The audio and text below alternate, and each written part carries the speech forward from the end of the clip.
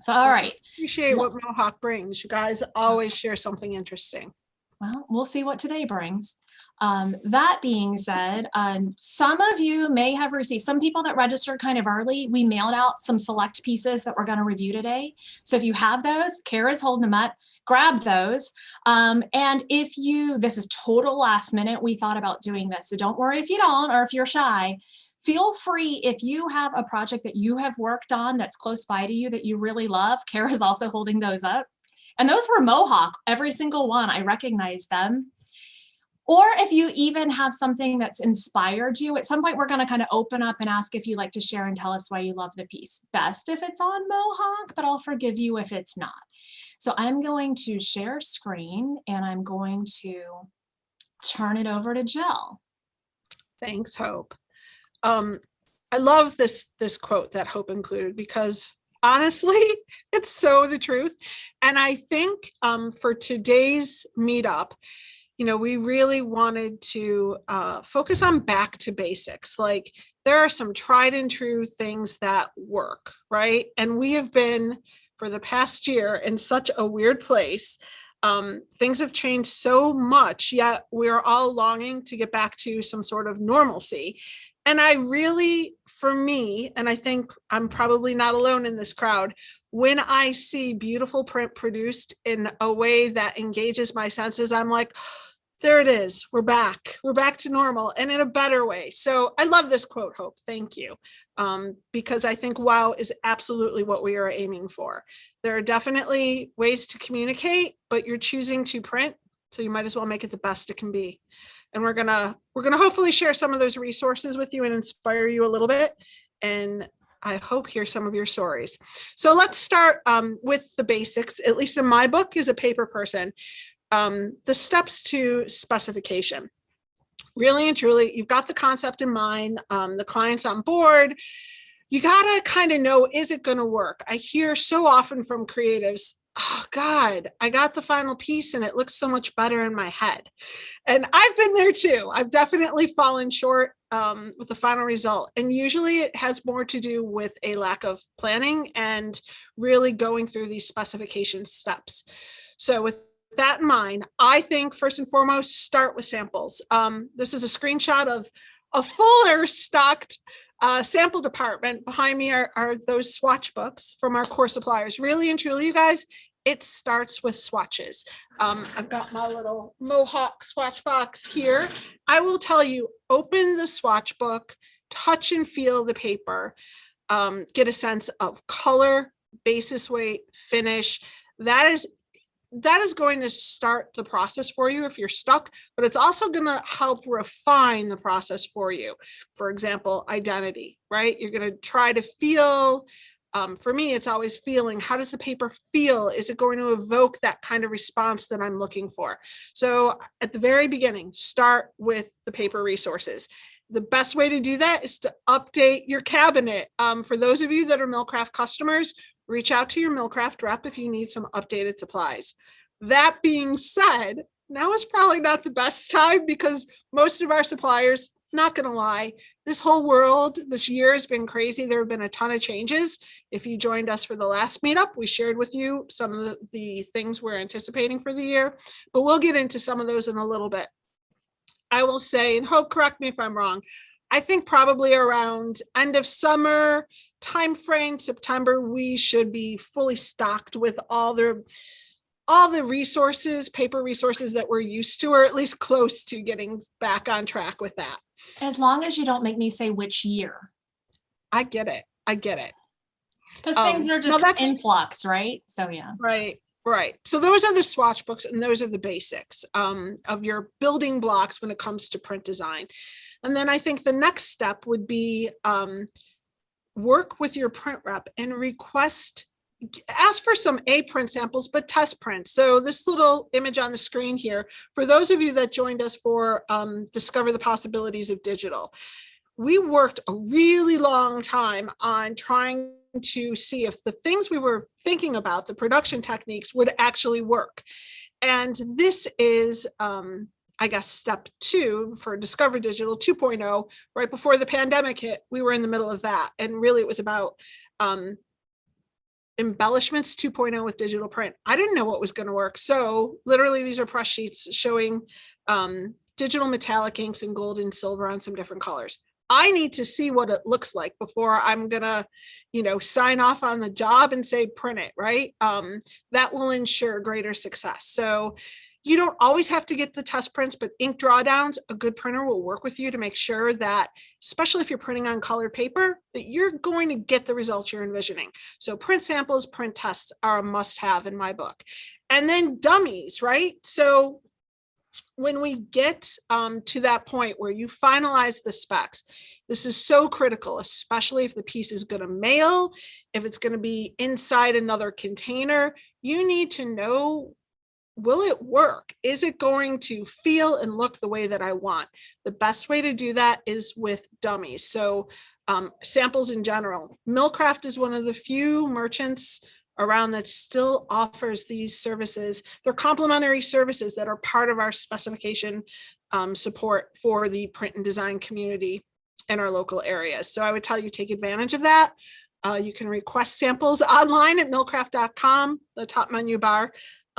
Again, during COVID, things are a little bit slower, but the samples are still available. So I think it's the best way to really kind of test that form factor and see, is this piece going to do what I think it's going to do?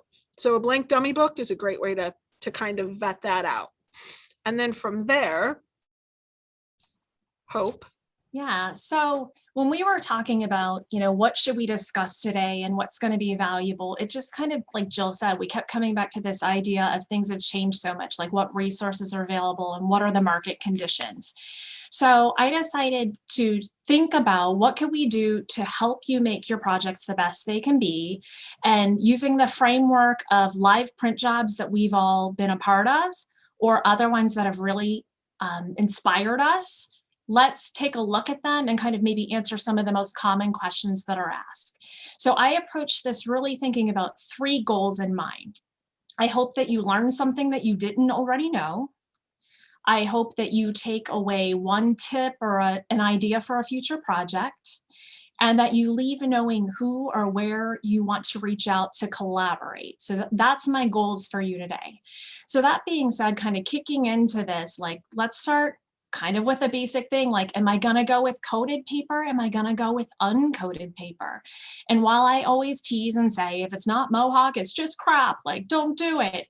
But that's not reality. There's a time and a place for everything depending on what you're trying to achieve. So let's talk about that a little bit. So many choices. Why would you choose one over the other? One of the things to consider is sustainability. So when you start talking about uncoated papers, sustainability, the sky is the limit. You have recycled post-consumer waste content pretty readily available. You have things like FSC certification, maybe it's made with alternative fibers, all kinds of other certifications, or wind power, hydropower, the list just goes on and on. So those are things that you can consider. Of course, there are lots and lots of colors when you go uncoated, and so many different textures, and texture can really work to your advantage to create that memory. So maybe you go with something basic like a super smooth, smoother vellum. Maybe you want something like a linen, felt, cordwain, hop sack, get fancy with a pastel. Remember that deckled edge paper? Yeah, we still make it, it's available. Heavier weights are also something that we're seeing, a lot of people ask for and use. So some of the heavier weight papers, because we can do double thick covers with uncoated, you might find up to 160 double thick cover, or if it's made of cotton, sometimes even heavier weights. And then keeping in mind that uncoated paper is going to have a heavier bulk, or like a thicker caliper. So it just depends on what you're trying to achieve, what you're doing with the product. Let's talk a little bit about printability. So there is an advantage if you're a printer using coated paper in that it's going to dry more quickly than uncoated, unless you're running it UV, or of course digital, that doesn't necessarily come into play. So the turn time might need to be accounted for. Uncoated papers, of course, soak up the ink like a sponge. So you need to keep in mind that color correction. Have you ever seen an image on your screen, then sent it to the printer and it comes back and it's, muddied up, the images aren't clear and crisp, or the color isn't vibrant. And that really has to do with color management. So it's something to consider. So I wanted to, just point out the fact that all papers aren't created equal. So if you're using an uncoated like commodity paper, like an offset or opaque, you're not going to get the same print fidelity that you would if you use a fine paper. So keep that in mind. And also working, either correcting the color curves before you submit the project or talking to the printer to find out if they're going to do some color correction and pre-press can really make a world of difference for you.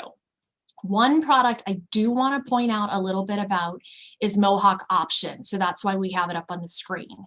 And it's made with Inkswell. And kind of the short of this is Inkswell is a treatment that we put on the paper when we're making it.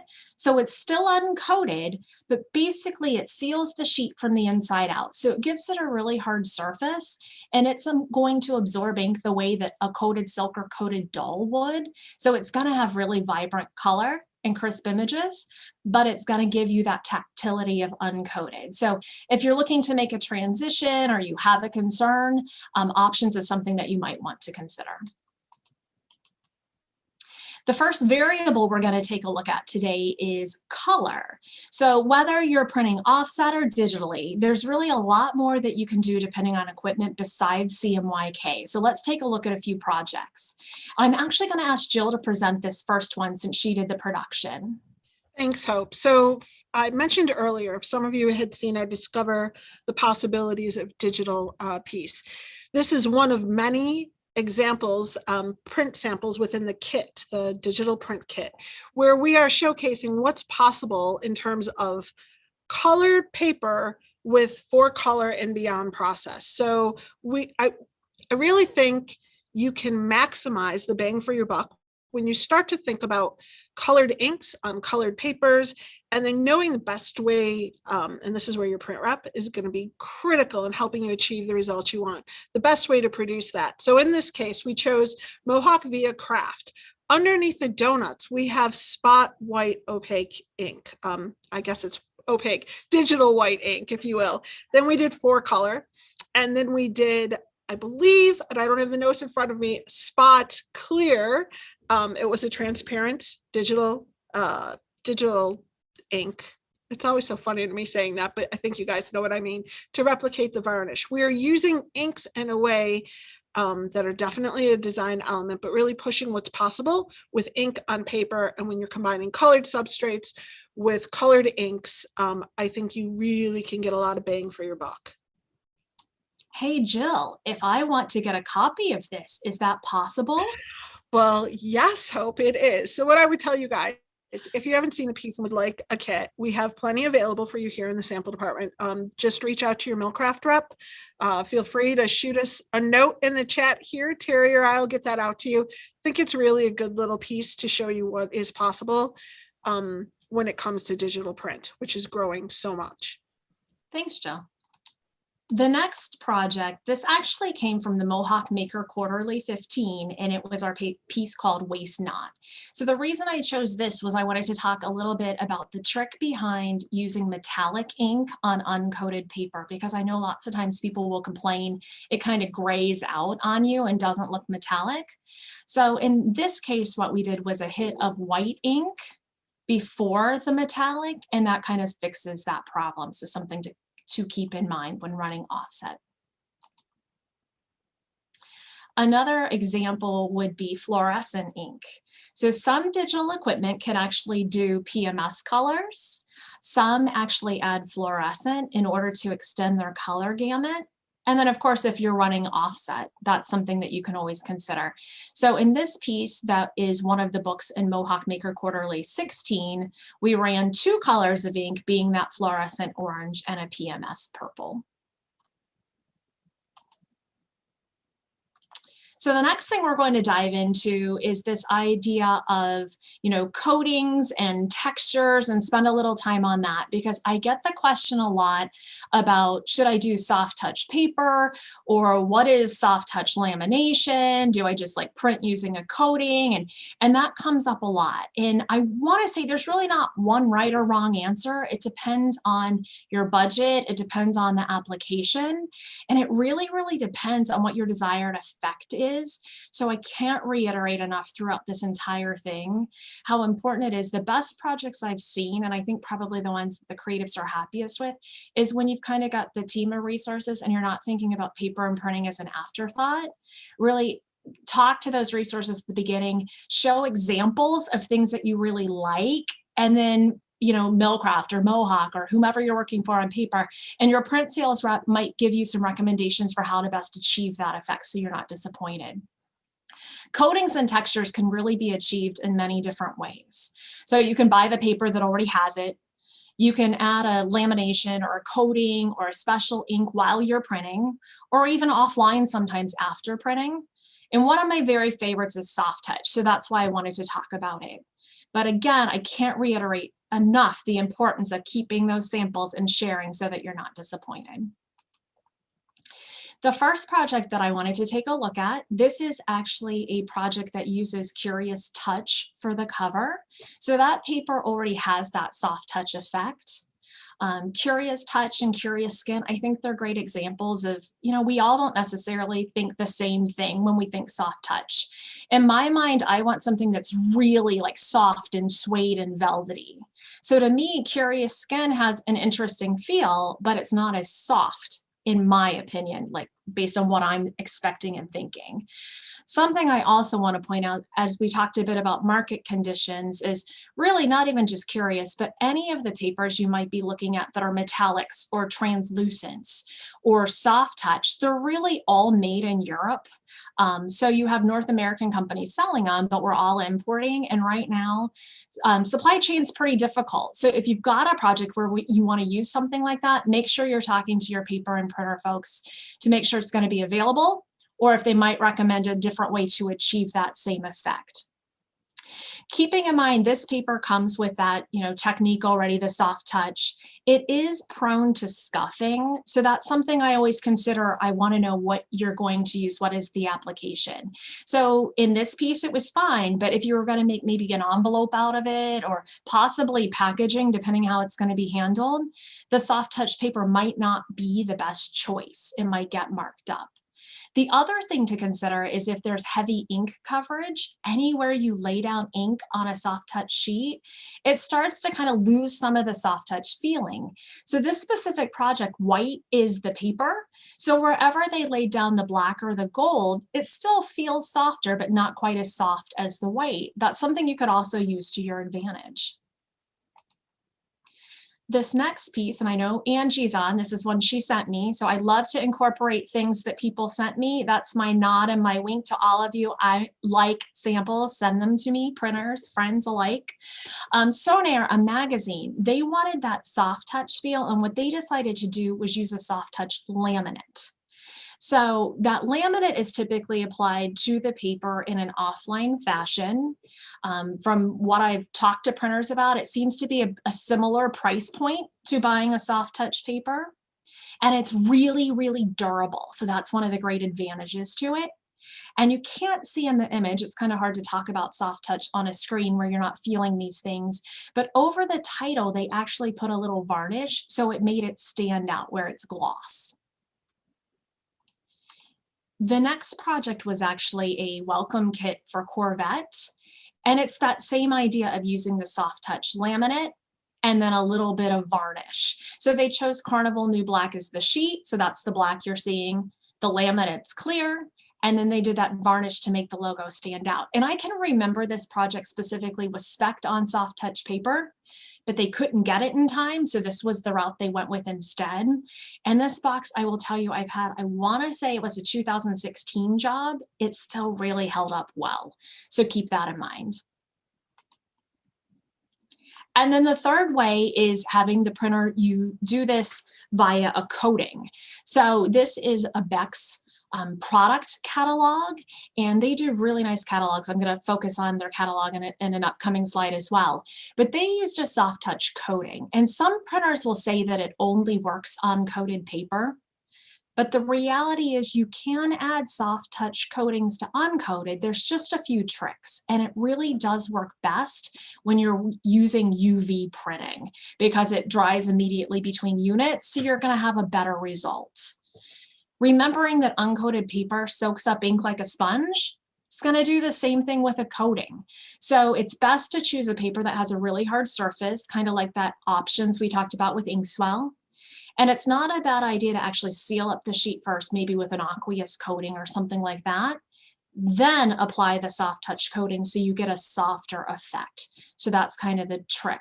Remembering to show that example of what you want so you're not disappointed in the end. I will tell you, if you have all 4 of these pieces side by side, the piece using the coated on the uncoated paper has the least like soft suede feeling to it. But it has it. So again, it just kind of depends what you're going for. This project actually is one that came from that Millcraft digital box that Jill was talking about that had the donuts and the white ink technique. And this specific one actually uses curious matter. So it already has that gritty kind of feeling to it. And it's the perfect image, you know, a beach image where you're seeing sand and it's feeling like sand. So that's one way to achieve the effect. The other way would be to actually use a UV grit coating, much like we talked about the soft touch. So here's another Beck's catalog. And I'm gonna, since you can't see it or feel it, you can hear this. Did that bother you like nails on a chalkboard? Because it kind of was like that, huh? That's how gritty and durable that sheet is when they added the UV grit coating. Kind of neat. This is actually 2 different catalogs because it was a set of 2. And so I liked how they did the design so they went together. So you're seeing it's 2 different catalogs. On the back, they did the grit for the whole back. On the front, they just did the grit where the dirt was. So you get the variation between the smooth paper and the grit. And here's an image kind of up close so you can just see how grainy and gritty that coating is on the sheet.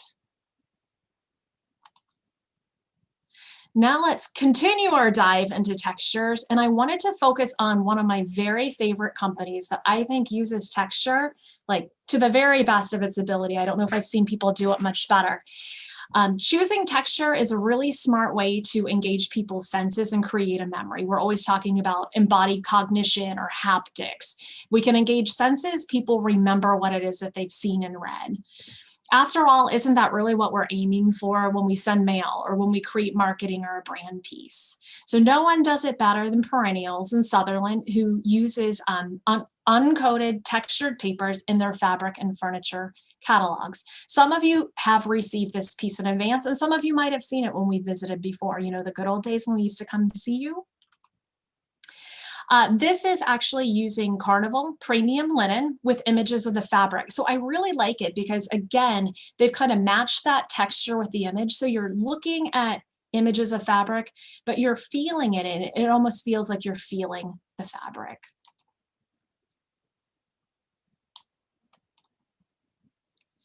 They chose to add a die cut edge that emulates pinking shears like you're cutting fabric. So that was a nice aesthetic. And when I first looked at this kind of up in the right corner, I thought it was a design flaw and the printer messed up and ran right off the edge. But if you read it, they did it on purpose to try to draw your eye to it and attract attention. So something kind of cool. Now let's talk about the various ways they bind their piece. And yes, this is where I now go on and on about one of my favorite topics, the colored staple. Here I'm going to flash back really quick. You can kind of see he's holding red thread. They used a red staple. So a really nice detail that they've added. You know, saddle stitching is a really great economical way to bind your pieces, and that's oftentimes why people do it, or maybe they're not thick enough to do a perfect bind. But sometimes using that silver staple just detracts a little bit when you're designing something. So consider doing a colored staple printers can buy different colors, like spools of metal. And so you'll want to talk to them. Some will say they've had issues with it shipping, so we can help kind of work through that, because I know there are some printers on the call today that do this and do it really well. That being said, I've seen it where it's a beautiful detail like this red.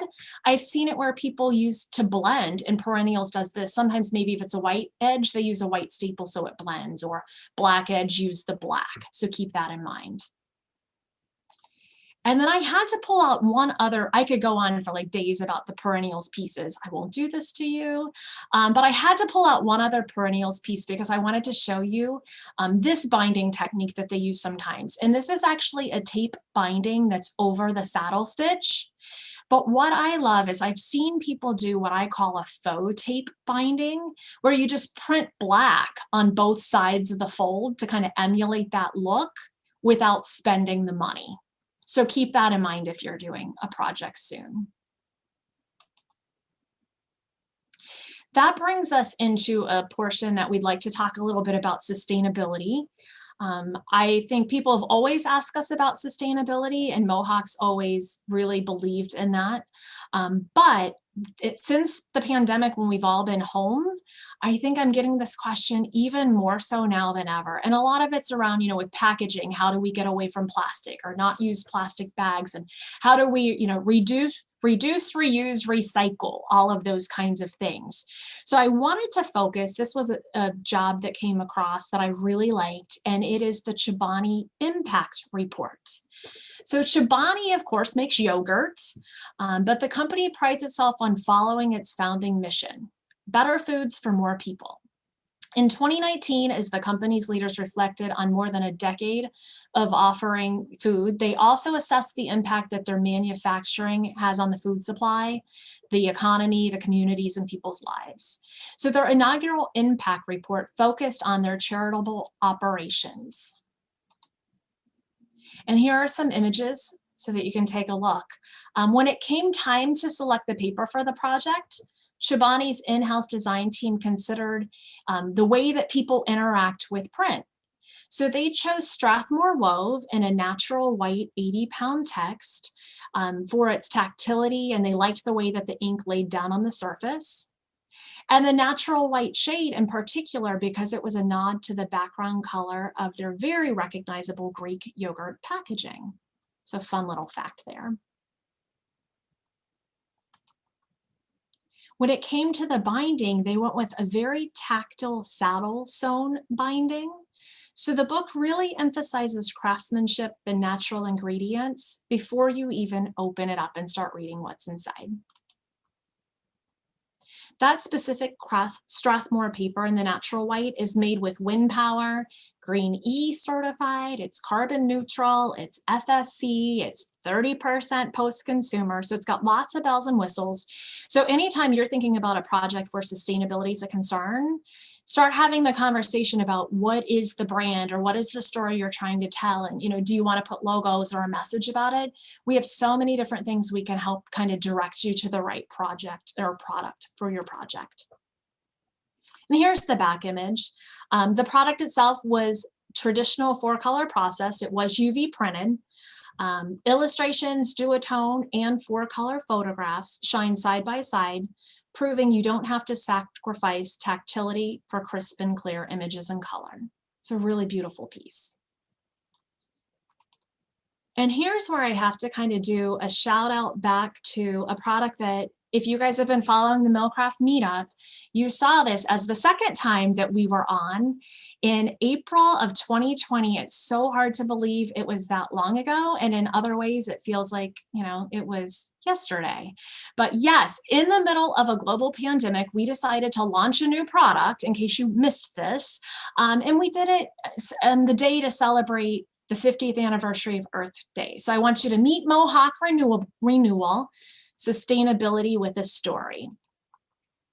It's made with alternative fibers like hemp, straw, and reclaimed textile waste. And, you know, trees are a crop, so there's nothing wrong with that for sure. But we really wanted to keep in mind, how can we utilize rapidly renewable resources? And how can we save things from going into a landfill? The colors you're seeing as we go through are colors of the paper as well, if you're wondering. Hemp in particular can be harvested in as little as 90 days. Straw, which is a byproduct of wheat farming, is typically burned off, which releases carcinogens into the environment, which is very bad. So instead we, reclaim that straw. And then with the recycled cotton, it's actually t-shirt and denim scraps. So they're being saved from going into a landfill. So talk about sustainable. And then Terry reminded me this project that we've got a few one of a kind, so we've all seen. And I'm actually going to stop sharing the screen. I'm going to show you. The faces again, you're still with me. So this is a project that RISD, so Rhode Island School of Design, did on renewal. And I know you can't really see it very well, but what I really like, they used renewal, which I thought was cool. In the inside of it, they used the t-shirt paper. So it's the reclaimed t-shirts, recycled cotton, and the outside is straw. But what I really wanted to point out with this piece, and one reason I love it so much, is last year with things changing, the graduating design students weren't going to get to have a celebration. So instead, the school put together this book highlighting a lot of their different projects as a way to kind of celebrate them and for them to have something to take with them. So I thought that was a great use of budget and something that we're seeing as higher ed's trying to figure out what do we print it and how do we go to market.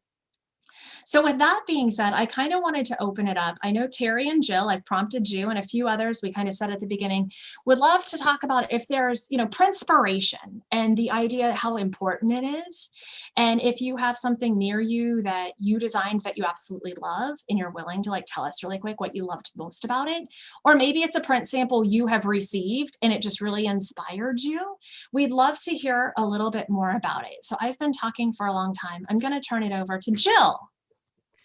Thanks, Hope. So I do want to get to some questions, but I love show and tell. So I'm hoping my, my sharing will prompt our audience to share. So I turned you on speaker view so I can see you a little bit better.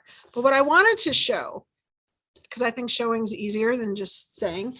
So this is how I use print samples and why I love them. So I was working with a client. This little piece, I've seen it a million times, right? Printing basics, paper basics, they are keepers in my file. But the size of this is just so perfect. This little piece inspired 2 different projects. I don't have the sample of the one, and it's gorgeous. But one that I love that was produced, so the design studio was here locally. They saw the piece like, oh my God, all right, I want to do this. This is the brand book for Moen.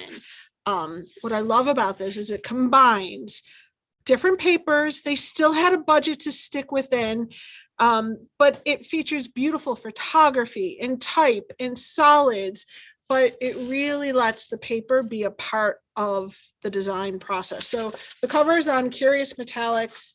I don't know if you can see this beveled emboss on the front. Very simple. That's it, right? That's all it says. So when we're talking about sustainability, particularly in packaging, I feel like that embossed or deboss is such a great way to be sustainable when your materials are sustainable.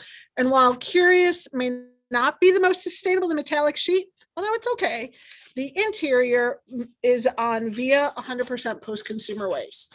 And I know that many people think like, I don't know, can you do solid ink coverage on 100% post? The printer is in the audience, so if they want to comment on this, I'd be happy to. I welcome the comments, but I think the proof is in the pudding. Yeah, you can do it. Again, this is one where we did mock-ups, we did drawdowns, we sent over papers for the printer to test. And I should say also, it's a high-profile piece. Working with the printer, this printed on a UV press. Hope talked about that earlier, and I want to make sure, because I know we've got a lot of different people in our audience. UV printing is different than a UV coating. The UV printing is, Hope mentioned, it kind of think of it like flash freezing, but through heat, like it locks in the color, it immediately dries the sheet. Correct, Hope? Yes. Yes. Okay. So again, it's a light source. Yeah. What I love about this project the most is great things are possible when everyone in the chain is involved and on the same page and working. Because I know a lot about paper. I don't know. I mean, I know some stuff about print, but I know who to go to, who's the expert with it. That's how you produce great print. So that's my little show and tell.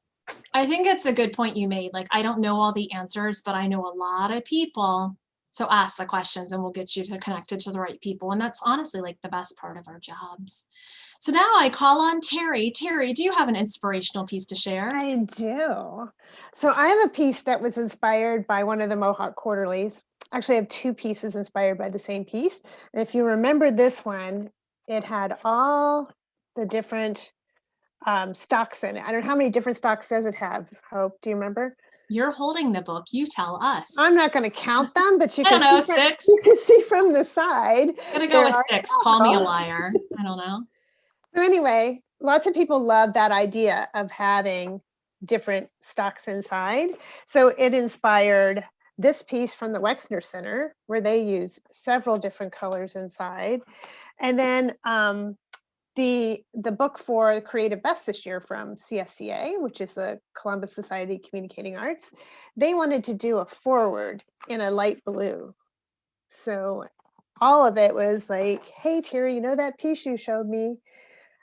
Inspired that piece. And then I was actually inspired by a Mohawk piece. So I was inspired by the Perennials piece when we put our little notebook together this year. So we put a little notebook together this year and I wanted to make it just slightly more interesting. So we did a black staple because we did black ink. And that was super simple. It was an afterthought, actually. I just was talking to the printer. I'm like, you don't happen to have a black staple, do you? And he goes, yeah, we can do that. Voila. So Don't just think a I little didn't notice. That's the first thing I saw. That's it. Those staples. First thing. So those are my ones. And you know, the fact that they were inspired by print samples, I get this often. So a lot of times designers will bring me in during the ideation stage. So they're thinking, oh, we want to do a unique fold or a unique pocket folder, and we're gonna put a bunch of sales sheets together, but it needs to be in a kit.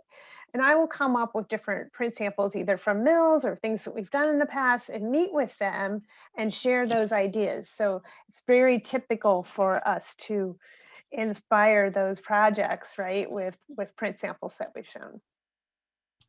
Definitely. Who else has something? I'm not going to call on someone else, but would anyone else like to share? No pressure. We're all friends here. Otherwise, I'm going to keep talking. I will jump in. Thank you. Since you emailed me, I will jump in. But this is one of my favorite pieces that I have worked on. This was for the Lawrence School here in Cleveland, Ohio, and I worked with Vanessa Butler, who I've known for a long time, and she's just such a thoughtful designer. What I love about this piece is it takes beyond texture. She used a felt, and I think some designers might get, I don't want to use the word nervous, but you know, it has a lot of photographs on it, a lot of, you know, people, flesh tones, but you don't have to be afraid to use texture.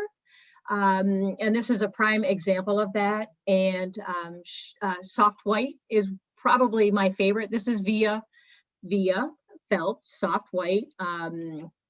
Just the shade of the soft white. I like more of a balanced white than a blue white myself. Just years in the paper industry, I just think ink and photographs, they just look so much truer on a balanced white. That's just my opinion. Other people would disagree with me because I know they make bright whites and all different shades. But she really put this to the test because I don't know if you can see, probably not. There's an emboss on here. There is a clear foil stamp. That's why I asked you on that Corvette piece if that was a varnish, a UV, or a foil stamp. You know, you have options, but you know, sometimes if you put a varnish on it uncoated, you're not going to get that wow factor that maybe if it was a clear foil stamp. So we used a clear foil stamp on this one. There's a little pocket folder in the front.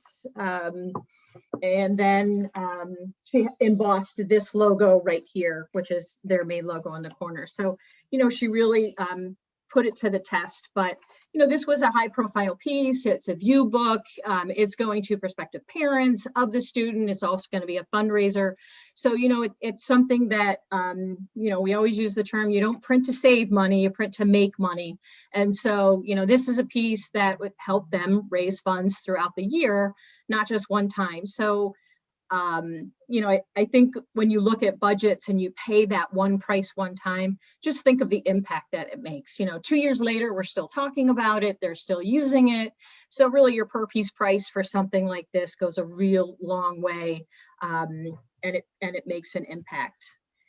And then just my personal favorite, key color. I love key color pink. It inspired me to do my own note cards on that color. I think pastels are still very popular. So the pastel colors in key color, I just love, and I want somebody to use them. So Latasha, I saw your face when she said key color. Just saying. Kara, it's like I planted you. Thank you. Can I take you on the road with me? as soon as I get my second shot, I'm all yours. Okay, awesome. That being said, to answer the question you did ask about the Corvette logo, that was a varnish. And you're right, like you can get into a little like weirdness with that, but because it was over the laminate, Yeah. it gave you a huge drastic, like over the laminate. Would anybody else like to share? I'm sorry. Okay, I'm done. No, you're fine. We'll Thank talk later. Candace has her key color swatch book out too, I saw. I do have mine, and look at my wall. This is key. Can you guys hear her? Barely. Barely? Okay, let me see.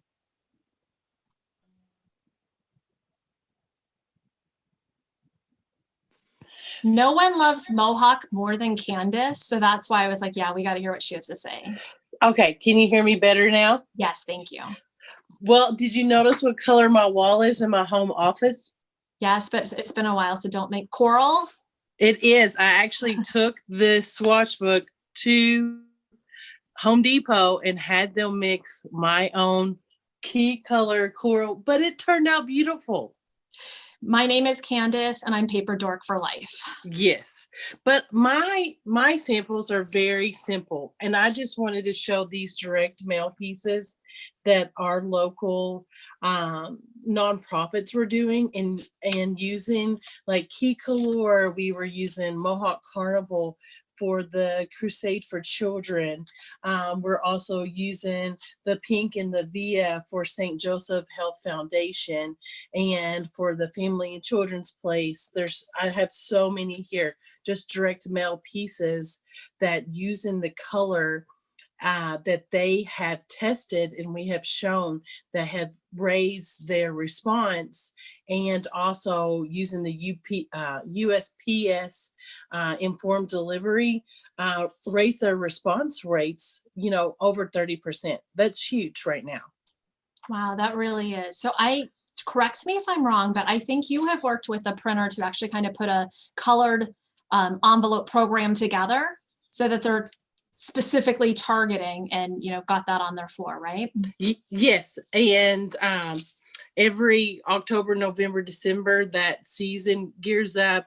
We have made our own little swatch book with the colors that we got approved with the post office and things like that, and pulled those out. And we do it every year, and it's been a success so far. Hey, thank you so much for sharing. Would anybody else like to share? No pressure. All right, then I'm going to move us along because, see, Terry and Jill thought we were going to be done really fast. I'm like, you guys know how much I talk. Like, you're crazy. Sure. Did somebody else want to? I'm sorry. Okay. No, you're fine. I was muted. You got it. No problem. All right. So the last thing that I wanted to cover is Duotones.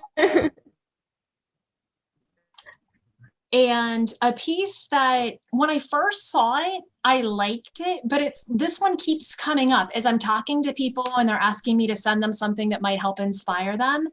This piece keeps coming up and I keep thinking about it. And part of it's because it's so beautiful, but part of it's the story behind it. So that's why I wanted to share it with you. So this is a piece on Bassam Fellows. They are a fully integrated lifestyle brand that was co-founded by architect Craig Bassam and creative director Scott Fellows. After mood boarding, they found inspiration in a book of old photos that happened to be printed on superfine. So they knew what they had to do. And I'm actually going to read a quote from Scott Fellows. We were talking about it and we said, you know, we really need to print this and make it beautiful. And then the pandemic hit. And I think the idea that having something tactile, something you could connect to when everybody's starving for connection and truly hold on to.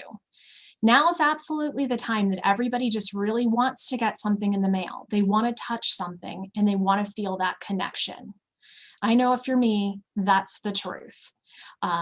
So that being said, it was printed with Duotones. So you're seeing, you know, it's this black and white images. Duotones are 2 color halftones that use 2 screens at different angles and then 2 colors of ink on different plates to create more depth and contrast. So it's pretty simple printing. This is not a really expensive print job to create. But the beauty of Duotones is they really expand the tonal range of a black and white image. So that's really what you're seeing here. So this is the thing that I picked up in reading a story about the piece. It was actually shot at their home in California, and the photographer used her iPhone. So pretty remarkable to end up with something so beautiful. The catalog is deliberately unbound, and it really allows for those loose sheets to be rearranged and kind of pulled apart when you're mood boarding and thinking of how you're going to design, you know, the room that you're working on. So wanted to make sure to show you that. And when we talk about inspiration, some of you may have seen some of the David Prince pieces that we've done buy-ins over the years and sent out. It's the same print producer, worked with Bassam Fellows as David Prince. So that kind of might remind you of these pieces as well, but really, really beautiful piece. You know, it started with amazing product, awesome photography, super fine, which you're never going to go wrong with, and a printer that knows how to print on uncoated paper. And you ended up with something really remarkable. The last thing that I want to talk about, I have to bring up that dirty B word that I never want to say, but we